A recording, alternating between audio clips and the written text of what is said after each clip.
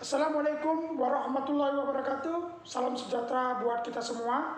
Dalam kesempatan kali ini saya akan memberikan materi hukum mengenai hukum penitensir. Namun sebelum kita lanjut kepada pokok pembahasan, jangan lupa untuk subscribe channel ini.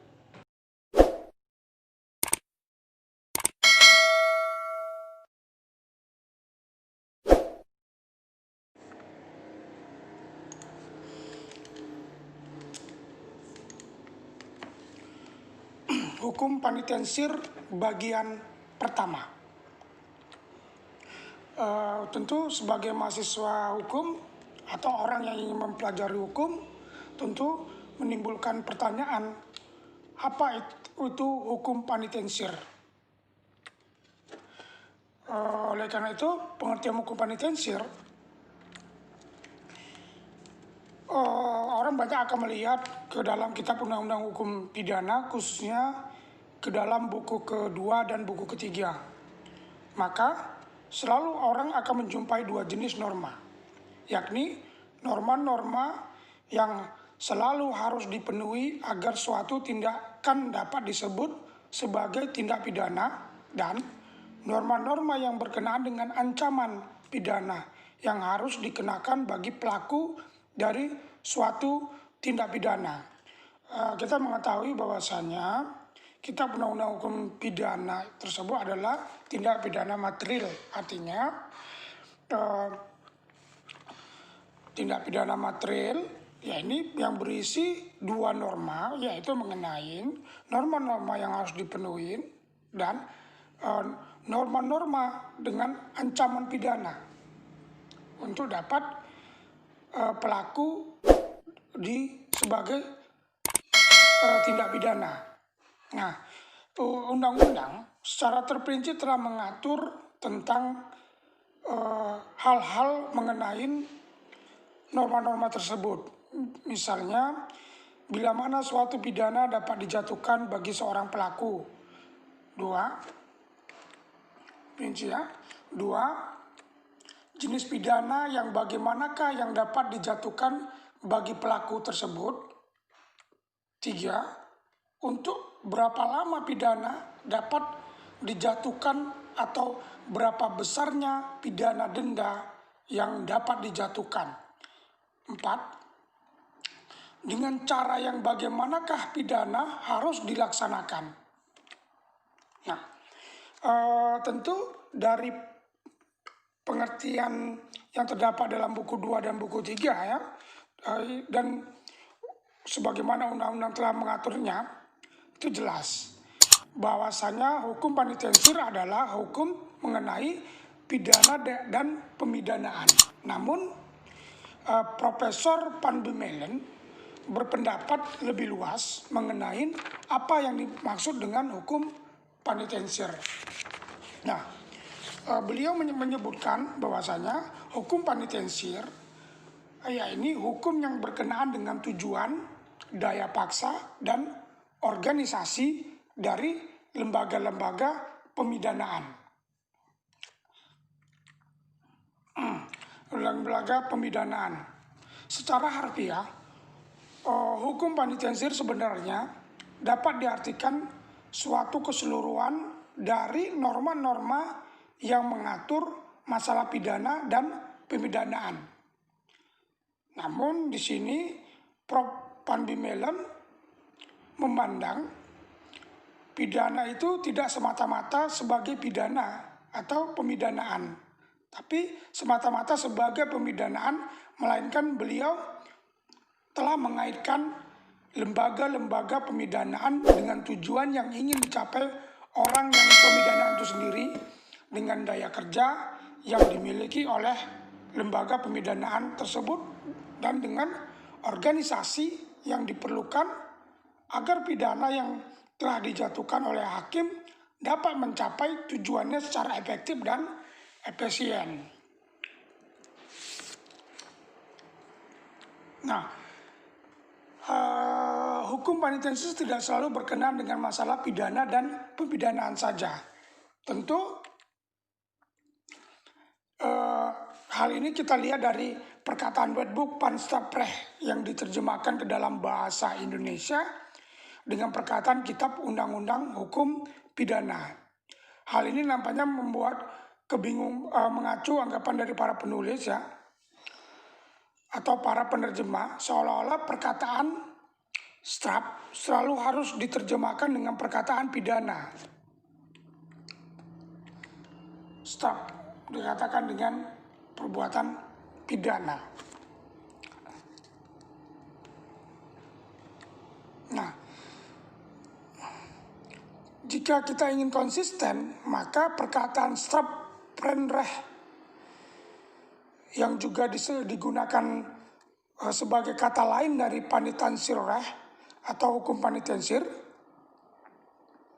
sebenarnya juga harus mereka terjemahkan dengan perkataan hukum pidana pemidanaan. Atau apabila perkataan straf tersebut ingin mereka artikan sebagai hukuman yang bisa dijatuhkan oleh hakim, perkataan strafrecht seharusnya juga mereka terjemahkan dengan perkataan hukum pemidanaan. Nah, tentu sebagai orang yang ingin dalam mempelajari hukum, timbul sebuah tanda tanya.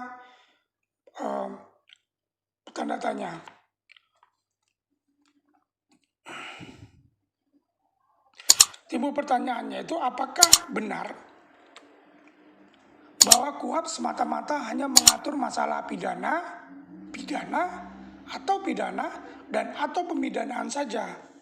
Nah, hal ini tentu dapat diasumsikan dari beberapa pendapatnya Prof. Pandu Melen yang mengaitkan terhadap tujuan, daya kerja, dan organisasi kelembagaannya. Maka jawaban yang bisa kita rangkum di dalam pengertian penitensir tersebut adalah, jawabannya adalah tidak. Karena karena di dalam Kitab Undang-Undang Hukum Pidana sendiri tidak hanya melulu mengenai pidana atau pidana dan atau pemidanaan saja. Hal ini jelas terlihat di dalam pasal 45 Kitab Undang-Undang Hukum Pidana. Ya, hal ini menyangkut tindakan atau metregelen dan masalah kebijakan. Apa bunyi pasal KUHP tersebut, yaitu pada penuntutan pidana terhadap seseorang di bawah umur karena perbuatan yang telah ia lakukan sebelum mencapai usia 16 tahun. Artinya di sini pelaku belum mencapai dewasa. Ya. Maka tindakan hakim memerintahkan agar yang bersalah dikembalikan kepada orang tuanya, kepada walinya, atau kepada orang yang mengurus dirinya tanpa menjatuhkan suatu pidana apapun.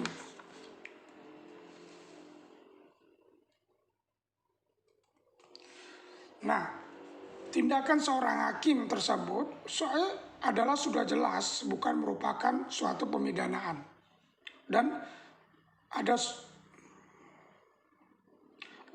Dan lebih tepat kiranya apabila tindakan yang diambil oleh hakim tersebut disebut sebagai suatu kebijakan atau kebijaksanaan dari lembaga peradilan tersebut.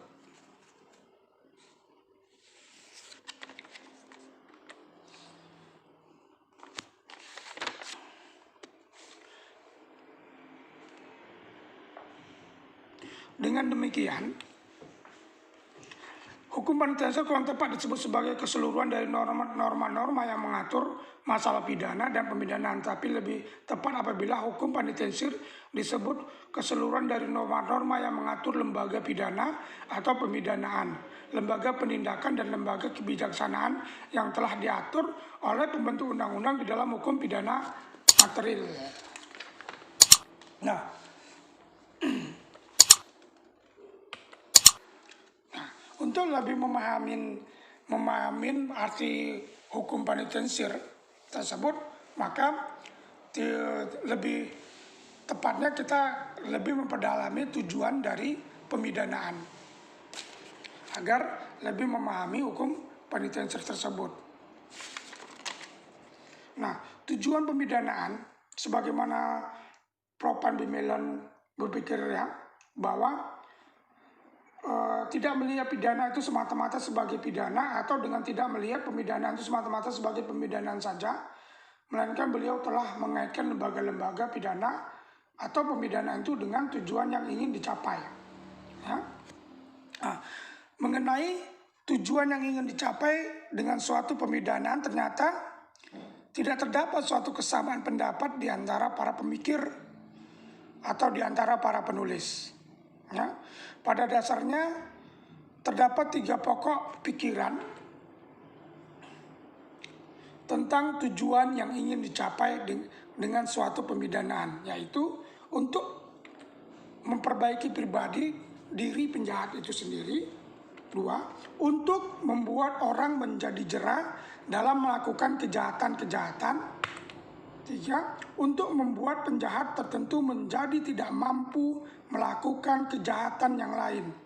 Yakni penjahat yang dengan cara-cara yang lain sudah tidak dapat diperbaiki lagi. Nah, dari tujuan pemidanaan tersebut banyak pemikir bangsa Romawi yang mencari alasan untuk tujuan dari pemidanaan tersebut. Seperti misalnya Prof. Simons, Prof. Van Hemel, dan Hugo de Groot. Hugo de Groot yang dikenal dengan mazhab hukum alamnya. Nah, beliau menyebutkan untuk memperoleh penjelasan tentang apa sebab seorang pelaku harus dipandang layak untuk menerima akibat dari perbuatannya, hal ini telah melihat pada kehendak alam, yaitu barang siapa telah melakukan sesuatu yang bersifat jahat, sudah selayaknya ia juga diperlakukan secara jahat. Artinya di sini ada teori pembalasan ya dari terhadap pada pelaku kejahatan. Nah, bagaimana pendapat Horatio dan Beccaria dalam teorinya disebut dengan kontrak sosial? Nah, mereka mencari dasar pembenaran pada kehendak yang bebas dari warga negara, yaitu yang telah mengorbankan sebagian kecil dari kebebasannya kepada negara agar mereka yang memperoleh perlindungan dari negara dapat menikmati sebagian besar dari kebebasannya. Hal ini rasa tunduk masyarakat untuk menjamin rasa aman melalui negara, dan negara sebagai penguasa ya menjamin hak-hak keamanan dari masyarakatnya. Aja hubungan timbal balik sebagaimana maksud dalam teorinya kontrak sosial. Nah, teori Horatio dan Beccaria di atas mencari dasar pembenaran pidana yang hendak dari individu dengan tidak meninggalkan paham pembalasan yang kadang-kadang juga telah diakui sebagai tujuan utama dari suatu pemidanaan. Nah, pemikir-pemikir Jerman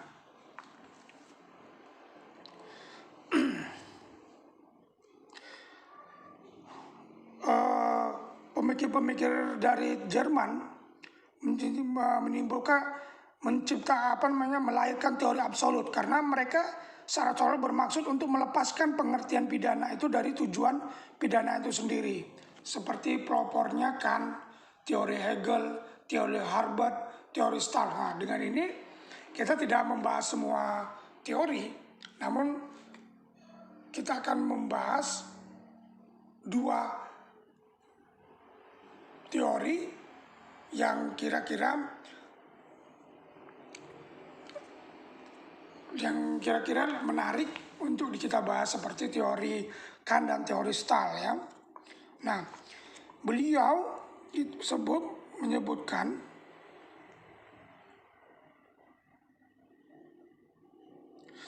menurut teori Kant yakni menghendaki agar setiap perbuatan melawan hukum harus dibalas keharusan menurut keadilan dan hukum merupakan suatu keharusan yang sifatnya mutlak, sehingga setiap pengecualian atau setiap pembatasan yang semata-mata didasarkan pada suatu tujuan harus dikesampingkan. Mengenai berat ringannya suatu pidana yang dapat dijatuhkan bagi seorang pelaku, menurut Kant haruslah didasarkan pada azas keseimbangan atau pada talio bagensil, sehingga menurut teori dari Kant, pidana mati merupakan suatu pidana yang mutlak dijatuhkan bagi seorang pelaku yang telah melakukan pembunuhan yang direncanakan terlebih dahulu. Nah, di sini juga masih kental ya teori pembalasannya. Nah, bagaimana menurut teori dari Stahl? Azas pembalasan adalah suatu dengan kehendak Tuhan yang Maha Esa. Azas keadilan abadi telah menghendaki agar pidana itu dijatuhkan bagi setiap orang yang telah berbuat jahat. Dikatakan selanjutnya oleh Stahl bahwa segera negara merupakan suatu pengaturan yang nyata dari Tuhan di atas bumi. Karena dilakukannya suatu kejahatan yang telah membuat azas-azas dasarnya menjadi tercemar. Untuk menegakkan wibawanya, negara harus melakukan tindakan terhadap perbuatan seperti itu, yaitu dengan cara meniadakan penjahatnya atau membuat penjahatnya dapat merasakan suatu penderitaan, di mana penderitaan itu sendiri bukanlah merupakan tujuan, melainkan hanya merupakan cara untuk membuat penjahatnya dapat merasakan akibat dari perbuatannya. Nah, dari teori Stahl ini dapat disimpulkan ya, atau beliau juga berpendapat dengan suatu pemidanaan dapat mencapai 3 hal, yakni untuk melindungi tertib hukum, untuk mencegah melakukan kejahatan, dan untuk membuat orang jera melakukan kejahatannya.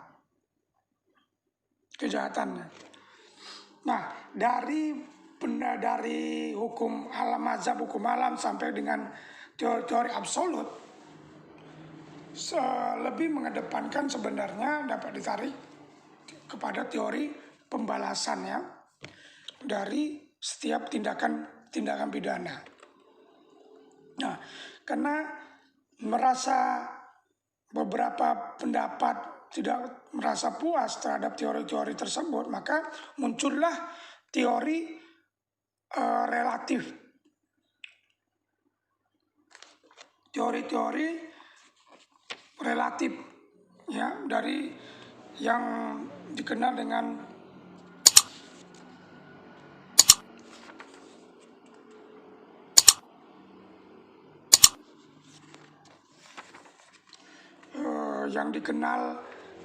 pendapat dari mazhab antropologi kriminal ya, di mana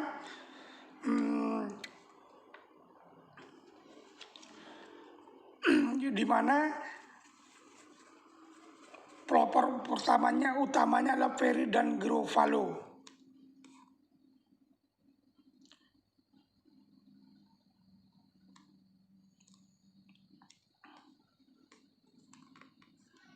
Menurut pendapat mereka, kejahatan merupakan suatu produk dari sifat alamiah seseorang pelaku dan dari keadaan di dalam masyarakat. Perhatian mereka terutama ditujukan pada pribadi pelakunya dan menginginkan agar pidana yang dijatuhkan bagi para penjahat dilakukan berdasarkan pembagian dari para penjahat dalam kelompok yang berbeda.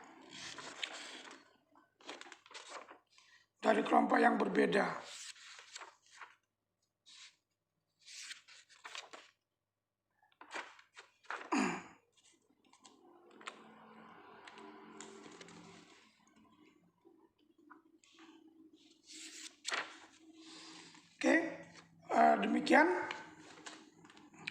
teori tujuannya. Satu lagi, teori tujuan tersebut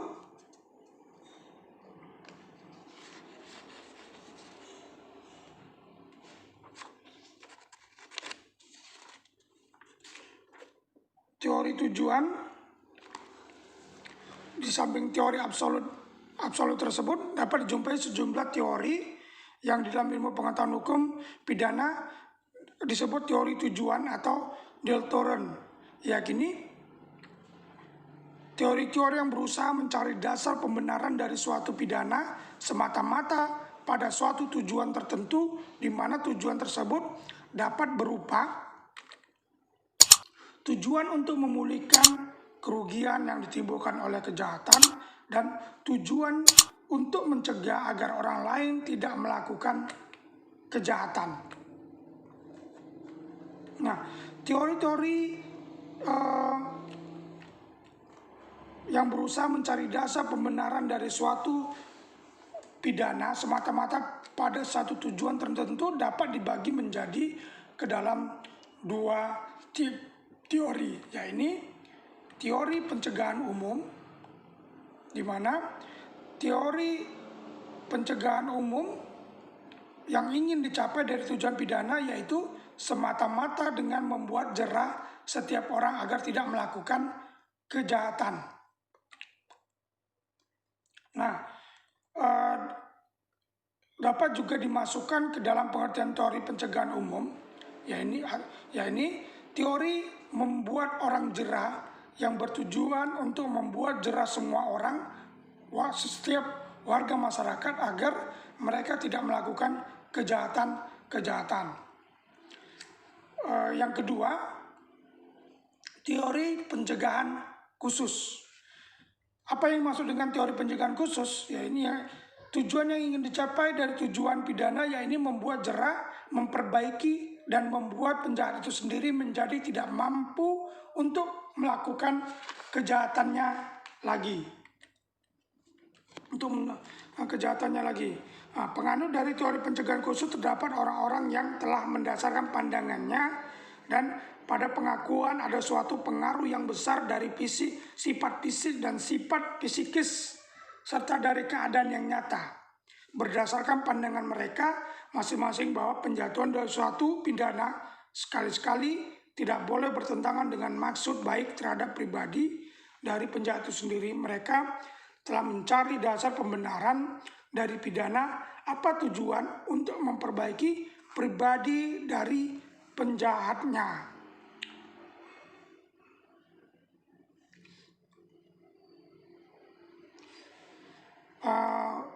Dari mereka berpendapat ya bahwa barang siapa yang telah menunjukkan suatu perilaku yang tidak pantas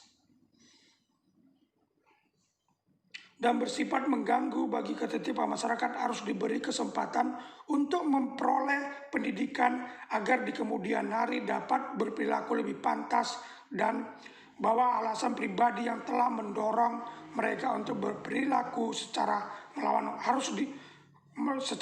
hukum harus ditiadakan dengan suatu pemidanaan.